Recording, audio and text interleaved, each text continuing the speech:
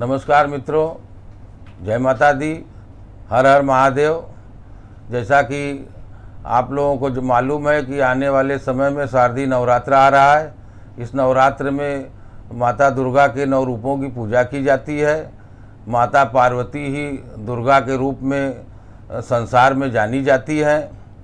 प्रथमम शैलपुत्री च, द्वितीयम ब्रह्मचारिणी, तृतीयम चंद्रघंटेति, चतुर्थकम कुष्मांडेति, पंचमम स्कंद मातेति, षष्ठम कात्यायनीति, सप्तमम कालरात्रि, अष्टमम महागौरी, नवमम सिद्धिदात्री च। तो माता के 9 रूपों की चर्चा आज हम लोग करेंगे। माता के नवरात्र में कैसे पूजा करनी चाहिए, माता का कैसे ध्यान करना चाहिए। देवी दुर्गा नवरात्र में पूजा से अति प्रसन्न होती हैं। तो सर्वप्रथम माता शैलपुत्री का दर्शन किया जाता है। प्रथम दिन माता शैलपुत्री का पूजन किया जाता है। माता शैलपुत्री पर्वतराज हिमालय की पुत्री है। चूँकि पर्वतराज हिमालय की पुत्री होने के कारण माता पार्वती का नाम शैलपुत्री रखा गया। माता पार्वती पूर्व जन्म में दक्ष प्रजापति की पुत्री सती थी और सती का विवाह भगवान शंकर से हुआ था। पर दक्ष प्रजापति ने एक यज्ञ का आयोजन किया था। उस आयोजन में अपने दामाद भगवान शंकर को उन्होंने आमंत्रित नहीं किया था। इससे नाराज़ होकर माता सती अपने पिता के यहाँ गई। जबकि भगवान शंकर उनको नहीं जाने देना चाहते थे। उन्होंने बहुत उनको रोका, लेकिन उनकी एक न सुनी और उसके बाद वो अपने पिता के घर गई। उन्होंने अपने पति के अनादर का कारण जानना चाहा। उस पर दक्ष प्रजापति ने बहुत ही अपमानित किया। उनके अपमानित करने के कारण कुपित होकर के माता पार्वती उसी हवन कुंड में कूद गई। उन्होंने अपने प्राणों की वहाँ पे आहुति दे दिया। माता शैलपुत्री यानी कि माता पार्वती भगवान शंकर को पति रूप में प्राप्त करने के लिए उन्होंने कठोर तपस्या किया। कठोर तपस्या करने के बाद भगवान शंकर जब प्रसन्न हुए तो भगवान शंकर और माता पार्वती का विवाह हुआ। माता पार्वती की सवारी भी वृषभ है, मतलब बैल है। माता पार्वती के दाहिने हाथ में त्रिशूल और बाएं हाथ में कमल है। माता शैलपुत्री की साधना करने से अनेक प्रकार की सिद्धियां प्राप्त होती हैं। माता पार्वती के प्रसन्न होने से यानी कि माता शैलपुत्री के प्रसन्न होने से साधक तमाम कष्टों से दूर होते हुए जीवन को आनंदित तरीके से प्राप्त करता है। ऐसी माता शैलपुत्री की महिमा है। नवरात्रि के दूसरे दिन देवी दुर्गा को ब्रह्मचारिणी के रूप में पूजा जाता है। ब्रह्मचारिणी मतलब ब्रह्म मतलब तप, तपस्या, और चारिणी मतलब आचरण करने वाली। तपस्या के आचरण को करने वाली मतलब तपस्या के आचरण को करने वाली देवी को ही ब्रह्मचारिणी कहा जाता है। ब्रह्मचारिणी नाम माता का ऐसे भी पड़ा कि जब सती ने हवन कुंड में कूदकर अपने प्राणों की आहुति दे दिया और भगवान शंकर उनके वियोग में एकदम विचलित थे। तो ऐसी परिस्थितियों को देखते हुए सारे देवी देवता बड़े चिंतित हुए। सारे देवी देवताओं ने भगवान शंकर को सही दिशा पर लाने के लिए नारद जी को देवी शैलपुत्री के पास भेजा और भगवान शंकर से विवाह का आग्रह किया। तो नारद जी के समझाने पर माता शैलपुत्री भगवान शंकर से विवाह के लिए तैयार हुई और उन्होंने बहुत ही भयंकर तपस्या की भगवान शंकर को प्रसन्न करने के लिए। और चूँकि शैलपुत्री अपने पूर्व जन्मों को भूल चुकी थी, इसलिए उनको कुछ ज्ञात नहीं था। और ऐसी स्थिति में उन्होंने भगवान शंकर की तपस्या की और उस तपस्या से प्रसन्न किया उन्होंने भगवान शंकर को। और तब जाकर के माता शैलपुत्री का विवाह हुआ। तो तपस्या के आचरण को धारण करने के कारण ही माता पार्वती का नाम ब्रह्मचारिणी पड़ा है। और ब्रह्मचारिणी माता के दाहिने हाथ में माला और बाएं हाथ में कमंडल है। माता ब्रह्मचारिणी की साधना करने वाले साधक को तमाम प्रकार की सिद्धियां प्राप्त होती हैं।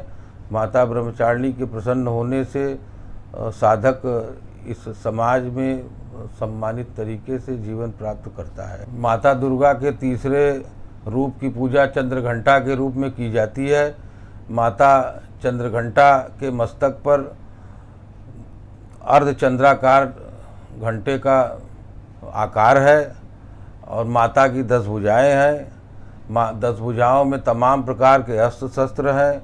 माता की चंद्रघंटा की साधना करने वाले व्यक्तियों को तमाम प्रकार की बाधाओं से मुक्ति मिलती है और देवी चंद्रघंटा की सवारी शेर है।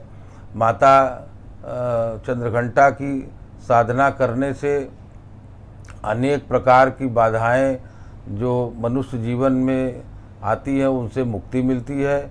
माता की कृपा साधकों पर विशेष रूप से बनी रहती है, ऐसी मान्यता है।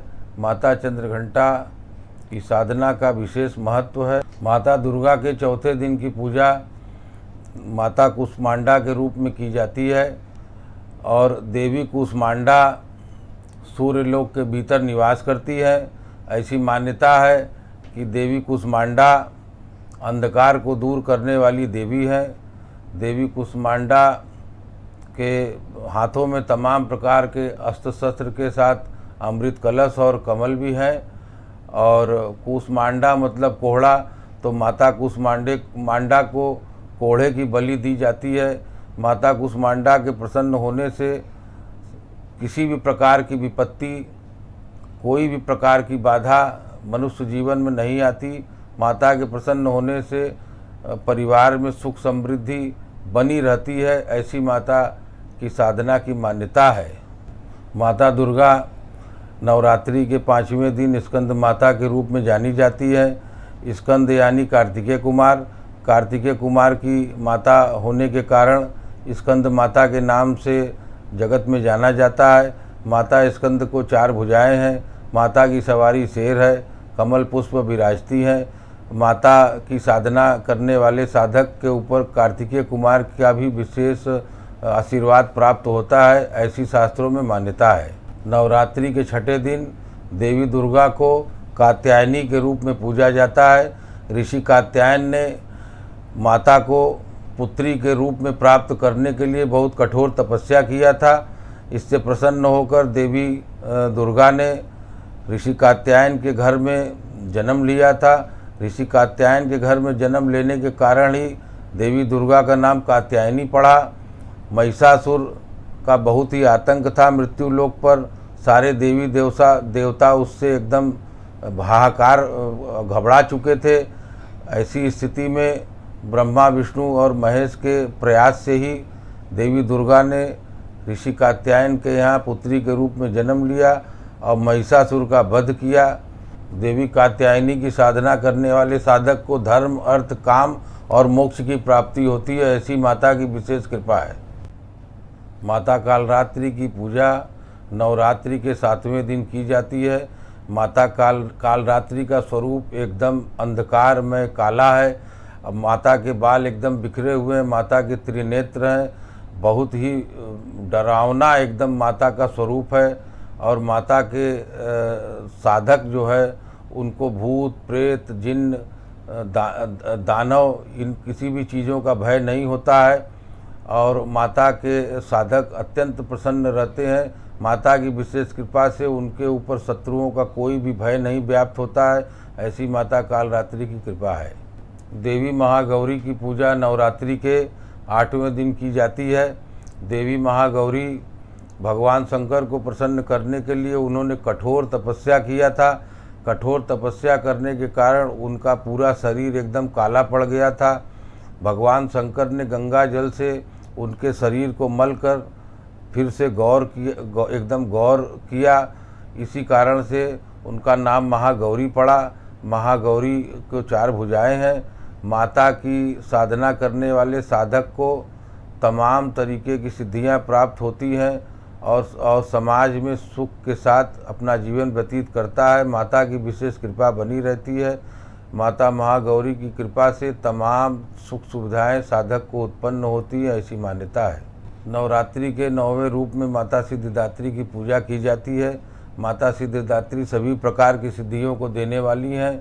माता सिद्धिदात्री की ही कृपा से भगवान शंकर ने अर्धनारीश्वर का रूप प्राप्त किया था। ऐसी मान्यता है कि माता सिद्धिदात्री की साधना करने से, उनके प्रसन्न होने से सभी प्रकार की सिद्धियां प्राप्त होती हैं और जगत में साधक जो है तमाम तरीके की सुख सुविधाओं को प्राप्त करता है और उसका कभी कोई गलत विचार, गलत आचरण में कोई मन नहीं लग सकता। न ऐसे माता के साधक को कोई गलत आचरण प्राप्त करा सकता है। माता की विशेष कृपा होती है साधक के ऊपर, ऐसी मान्यता है। माता सिद्धिदात्री की कृपा से जगत में साधक का बड़ा नाम होता है। ऐसे नवरात्रि के 9 रूपों की चर्चा हमने आपके बीच में किया। अगर इसमें कोई त्रुटि हो तो क्षमा करें। आगे से और अच्छे वीडियो बना के लाने का प्रयास करूंगा और आपसे निवेदन है कि हमारे YouTube चैनल को सब्सक्राइब करें, लाइक करें, शेयर करें, हमारे मनोबल को बढ़ाएं, कमेंट करें। ऐसी हम आपसे कामना करते हैं। महादेव।